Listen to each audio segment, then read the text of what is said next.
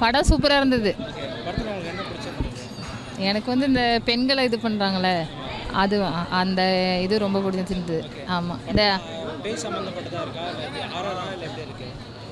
Horror படம் தான். Okay, என்ன சொல்ல வந்தாங்க படத்தில்? படத்தில் வந்து இந்த லேடிஸை வந்து ஜென்ஸ் ரொம்ப இது பண்ணுறாங்கல்ல, அதெல்லாம் எனக்கு வந்து பிடிச்சிருந்துச்சு. ஏன்னா நான் ரொம்ப எங்கே பார்த்தாலும் ரொம்ப ப்ராப்ளமாக இருக்குது. இந்த படத்தில் நிறைய விஷயங்கள், நிறைய நல்ல விஷயங்கள் சொல்லியிருக்காங்க. ரக்ஷிதா நல்லா நடிச்சிருக்காங்க. சூப்பராக இருந்தது. அவங்களுக்கு என்ன ரோல்? பேய் அவங்க தானே இருக்காங்க? ஆமாம், அவங்க தான் பேயாக வராங்க. கேஆர் விஜயானா? ஆமாம், அவங்கள பார்க்கும்போது எனக்கு ரொம்ப ஹாப்பியாக இருந்துச்சு. அவங்களும் நிறைய விஷயங்கள் சொல்லியிருக்காங்க. டைரக்டர் வந்து சூப்பராக இது பண்ணியிருக்காரு. அந்த கருப்பசாமி சாங் நல்லா இருந்தது, புத்தர் சாங் நல்லா இருந்தது. லாஸ்ட் அந்த கிளைமேக்ஸ் சாங் அது ஆமாம், மியூசிக்லாம் நல்லா இருந்துச்சு. படமே ரொம்ப சூப்பராக இருந்துச்சு. எல்லாரும் பார்க்கலாம் கண்டிப்பாக. லேடிஸுங்க கண்டிப்பாக அந்த படத்தை பார்க்கணும். அதாவது மித்ரா மூர்த்தின்றவர் புதுசாக தயாரிச்சிருக்காரு. அவர் இயக்கம் எல்லாம் பண்ணியிருக்காரு. படத்தை பொறுத்த வரைக்கும் இந்த மகளிர் தினம் தொட்டி வருது. பெண்களை ஏதாவது பண்ணாக்கா அதை வந்து அமானுஷம்னால அந்த சக்தி மூலமாக பழிவாங்குன்ற மாதிரி வரும். அந்த 99 பில்டிங் அது. அந்த பில்டிங்கில் 66வது இடத்துல கதை இது. அந்த கதையை தான் அந்த சொல்லியிருக்காரு. 3 பாடல்கள் ரொம்ப த்ரில்லிங்காகவும் இருக்குது. ஸ்வீட் த்ரில்லிங்னு ஒன்றா சொல்லலாம். ஸ்வீட்டு தான் த்ரில்லிங்காக, ரொம்ப த்ரில்லிங்னு சொல்ல முடியாது. ஹாரர் ஃபிலிமு, பட் ரொம்ப ஸ்வீட்டாக இருக்குது. நல்லா அருமையாக இருக்கும். ரித்திகா நல்லா பண்ணியிருக்காங்க. ரஷிதா நல்லா பண்ணியிருக்காங்க. ரஷிதா வழக்கமாக வேறு மாதிரி ஆங்கிளில் பார்ப்பாங்க. இது பார்த்திங்கன்னா ஸ்வீட்டு அந்த உறுதி இருக்கும். கிளாமரே இல்லை இதில். கிளாமரே இல்லை. அது ஒரு பெரிய ஏமாற்றமாக கூட இருக்கலாம் மேபி ஜனங்க. கிளாமரே இல்லை. அது ஒரு வித்தியாசமாக இருக்குது. அந்த மாதிரி பார்க்கலாம். ரச்சிதா சூப்பராக நடிச்சிருக்காங்க. ஆமாம், அவங்க தான். நல்லா இருந்துச்சு. அவங்க கேரக்டர் சூப்பராக இருந்துச்சு. சங்கீதாவை நல்லா பண்ணியிருக்காங்க. படம் ரொம்ப நல்லா இருக்குண்ணா. ஏன்னா இது டைரக்டர் சார் பார்த்தீங்கன்னா இது ஃபஸ்ட்டு படம் மாதிரியே தெரில, அந்த அளவுக்கு நல்லா எடுத்திருக்காரு. அதே போல் டிஓபியும் ஒரு நேம் தெரில, டிஓபி அவரும் நல்லா பண்ணியிருக்காரு. ரச்சிதா மேமும் அவங்களுக்கு கொடுத்த ரோல் வந்து ரொம்ப நல்லா பக்கா பண்ணியிருக்காங்க. நல்லா பண்ணி இல்லை, கதைக்கு என்ன தேவையோ அதை தானே அவங்க பண்ணுறாங்க. ஒரு படத்துக்கு கிளாமர் தேவைப்படுது, அதை பண்ணுறாங்க. இந்த படத்துக்கு இது வந்து ஒரு ஹாரர் சப்ஜெக்ட்டு, இதுக்கு என்ன தேவை அதை பண்ணியிருக்காங்க. பயமுத்திருக்காங்கன்னா அந்த மாதிரி சொல்ல முடியாது. ஒரு சந்திரமுகி படத்தில் எப்படி ஒரு ஜோதிகாக்குள்ளே ஒரு அமானுஷ சக்தி வந்து அவங்களுக்கு தெரியாமலே வந்து போகும், அந்த மாதிரி ஒரு ஜோனல் எடுத்து பண்ணியிருக்காங்க. நல்லா பண்ணியிருக்காங்க. ஆமாம், அது நல்ல வேலை ஞாபகப்படுத்தினா. கேரோஜா அம்மா வந்திருக்காங்க. எனக்கு தெரிஞ்சு எப்படியும் அவங்க படத்தில் வந்து ஸ்க்ரீனில் வந்து எப்படியும் ஒரு 20 வருஷத்துக்கு மேலே இருக்குன்னு நினைக்கிறேன். ஏன்னா அவங்க படத்தில் வந்து பல வருஷம் ஆகுது. இந்த படத்தில் வந்து அவங்க ஒரு சின்ன ரோல் தான், கேமியோ மாரி வந்து போகிறாங்க. டைரக்டர் சார் வந்து ரொம்ப நன்றி தெரிவிச்சிங்கன்னா, ஒரு பழம்பெரிய நடிகை வந்து இந்த படத்தில், சின்ன படத்தில் வந்து ஒரு அவ்வளோ பெரிய நடிகை வந்து யூஸ் பண்ணியிருக்காரு. புரியல. கிளைமேக்ஸ் நீங்கள் படம் போய் பாருங்கள். கண்டிப்பாக கிளைமேக்ஸ் எப்படி சொல்கிறது, நீங்கள் படம் போய் பாருங்கள். எல்லாருமே பார்க்கலாம். நல்லா இருக்கு. கண்டிப்பாக பார்க்கல. கண்டிப்பாக பார்க்கலாம்.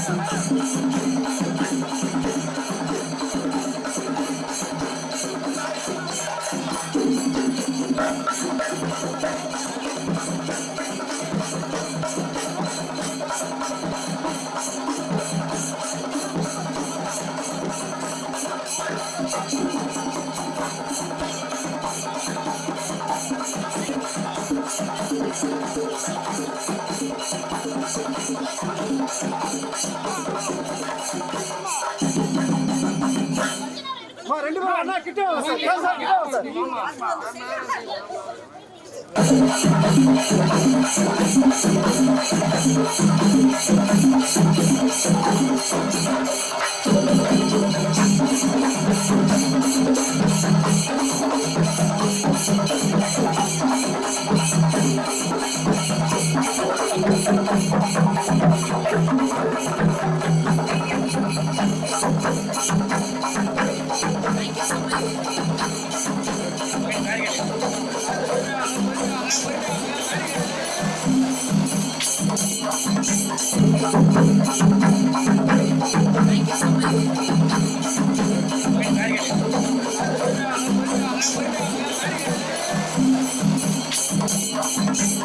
டிபெண்ட்ஸுங்க. எனக்கு எந்த மாதிரி ஒரு கதாபாத்திரம் வருதோ அது அந்த கதைக்கேற்ற மாதிரி கதாபாத்திரம் வந்துச்சுன்னா நான் எடுத்துப்படுவேன். அது லீடாக தான் இருக்கணும் இல்லை கேரக்டராக தான் இருக்கணும் அப்படிங்கிறது எனக்கு அந்த கிளாஸ் எல்லாம் கிடையாது. ஒரு உமன் சென்ட்ரிக்காக இருக்கணும், அதுவும் பெரிய கிளாஸ் கிடையாது. பட் சத்தியமா அந்த கதாபாத்திரம் அந்த ஹோல் மூவில ஏதாவது ஒரு இம்பாக்ட்ஃபுல்லா இருக்கணும். அந்த மாதிரி ஸ்டோரிஸ் வந்துச்சுன்னா நான் கண்டிப்பா பண்றதுக்கு ரெடி. சார் எப்பவுமே இது நடக்கும் சார். எனக்கு இது அதான் சொல்றேனே, பெருசா நம்ம ஒன்றும் அச்சீவ் பண்ணியிருக்க மாட்டோம். பட் அவங்க நம்மளை செலிப்ரேட் பண்ணும்போது அவங்களுக்காக நம்ம இன்னும் நிறைய பண்ணணும் அப்படின்னு தோணும். ஸோ ஒவ்வொரு வாட்டியும் ஒவ்வொரு மூவி ரிலீஸ் ஆகும்போது நான் இன்னும் அடுத்து வந்து இன்னும் நல்லா பண்ணணும் அப்படிங்கிறது வந்து அவங்க எனக்கு சொல்ற மாதிரி இருக்கும். ஸோ இது கொஞ்சம் சரியல் மூமெண்ட்டாக தான் இருக்கு, சந்தோஷமா இருக்கு. ஏன்னா நிறைய பேர் வந்து கன்னியாகுமரியில இருந்து வந்திருக்காங்க, திருநெல்வேலியில இருந்து வந்திருக்காங்க, ஜஸ்ட் பிகாஸ் நான் இன்னைக்கு ரோஹிணி தியேட்டருக்கு வந்து படம் பார்த்துட்டு இருக்கேன் அப்படின்னு சொல்லிட்டு. ஸோ இதெல்லாம் பார்க்கும்போது அவங்க அவ்வளோ தூரம் ரிஸ்க் எடுத்துட்டு நம்மளை செலிப்ரேட் பண்றாங்கல்ல, கொடுத்து வச்சவங்க தான். ஸோ அவங்களுக்காக இன்னும் நிறைய நிறைய நல்ல விஷயங்கள் நல்ல படங்கள் பண்ணணும், பண்ணுறேன். அவங்கள ப்ரௌட் ஃபீல் ஆக்க வைக்கிறேன்.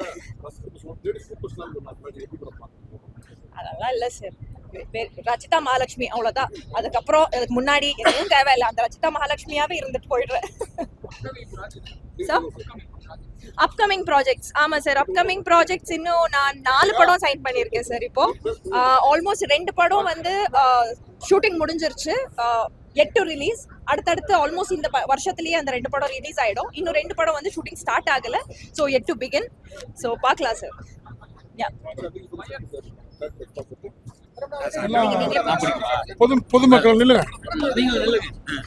பொதுமக்கள் எல்லாம் வந்து நல்லா தியேட்டர் ரோடியில் வந்து படம் பார்த்ததுக்கு ரொம்ப தேங்க்ஸ். எல்லாரும் பார்த்து நல்லா உங்களுடைய ரிவ்யூலாம் பார்க்கும்போது எனக்கே வந்து அடுத்த படம் இன்னும் நல்லா எடுக்கணும்னு ஸ்பீடாக இன்னொரு அடுத்த படம் புது படம் கொடுக்கணுன்ற இதில் இருக்கிறேன்.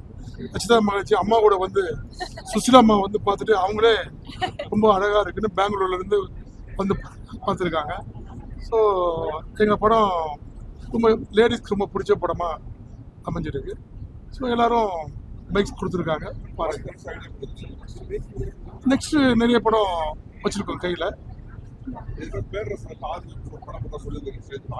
ஆமாம் ஆமாம், பேரரசு சொல்லியிருந்தோம், ஆர் உதயகுமார் சொல்லியிருக்கோம், மேடம் இருக்காங்க. அந்த கதைகள் கரெக்டாக வரும்பொழுது அந்தந்த கதைகள் தகுந்த மாதிரி கண்டிப்பாக நாங்கள் பண்ணுவோம். இங்கே ரெஸ்பான்சிபிள் நல்லா இருக்குது. ஸோ மேடமோட நடிப்பை வந்து நிறைய பேர் பாராட்டி போயிருக்காங்க. அது மாதிரி முல்லை கோதனுடைய காமெடி இவங்களும் இதில் வந்து ஒரு பாட்டு இது மாதிரி தான் நடிச்சிருக்காங்க. ஸோ நல்லா பண்ணியிருக்காங்க. அவங்ககிட்டயும் நீங்கள் இந்த கதைகளை பற்றி 2 பேரும் கேளுங்க. கேளுங்க. கேமராமேன் இருக்காரு, அவர் நல்லா பண்ணியிருக்காரு.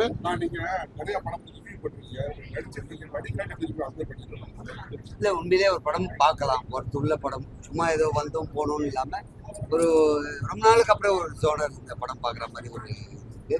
இன்னொன்று நான் என்னையும் சார்ந்து சொல்கிறேன், ஒரு இண்டஸ்ட்ரிக்கு ரொம்ப ஆரோக்கியமான ஒரு 7 விஷயங்கள் பண்ணியிருக்காரு. கதை, திரைக்கதை, வசனம், இசை, பாடல் அப்படின்னு எல்லாமே பண்ணியிருக்காரு.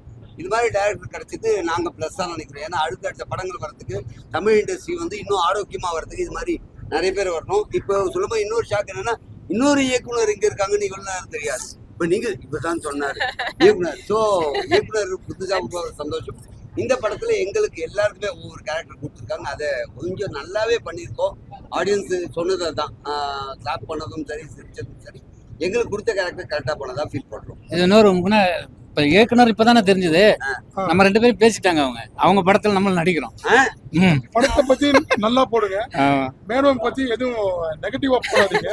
ஏன்னா படமும் வந்து நெகட்டிவ் போட கிடையாது எல்லாமே. ஏன்னா சொல்லாதெல்லாம் போட்டீங்கன்னா இல்ல நம்ம ஒண்ணு சொல்லிருப்போம், ஆ. அவங்க ஒண்ணு போட்டுறாங்க. இப்ப கூட யாரோ கேட்டுட்டு இருந்தாங்க, என்ன மேடம் நீங்க வந்து படம் விட்டுட்டு சின்ன திரை தான் பண்றீங்களாமே அப்படின்னு. நான் என்னைக்கு இத சொல்லியிருக்கேன்? இல்லையே, சின்ன திரையில கூப்பிட்டாலும் நான் போய் பண்ணுவேன். ஆனா வெள்ளித்திரை தான் இப்ப நான் பண்ணிட்டு இருக்கேன். ஏன்னா நம்மளோட கோல்ஸ் கொஞ்சம் அதிகமாயிடுச்சு, கொஞ்சம் நிறைய ஆம்பிஷியஸா இருக்கிறதுனால இந்த பெரிய திரையில அச்சீவ் பண்ணணும்ட்டு பண்ணிட்டு இருக்கோம். இது எப்போ வந்துச்சு இந்த நியூஸ்ன்னு பாத்துட்டு இருந்தேன். பட் மீடியா பீப்புள் அது கேட்கும் போது எனக்கு ஆச்சரியமா இருக்கு. நம்ம ஒண்ணு சொல்வோம், அவங்க ஒண்ணு எழுதுறாங்க. ஐ டோன்ட் நோ எதுக்கு இப்படி ஆகுதுன்னே தெரியல. பட் ஸ்டில் அதெல்லாம் எதுவுமே இல்ல. சின்ன திரை இருந்தாலும் பரவாயில்ல, பெரிய திரையா இருந்தாலும் பரவாயில்ல, வெப் சீரிஸா இருந்தாலும் பரவாயில்ல, நல்லா கதாபாத்திரம் வந்துச்சுன்னா கண்டிப்பா நான் எடுத்து பண்ணுவேன். இதுதான் நான் எல்லா இடத்துலயும் சொல்லிட்டு இருக்கேன். ஸோ தப்பா எதுவும் பரவிடாதீங்க.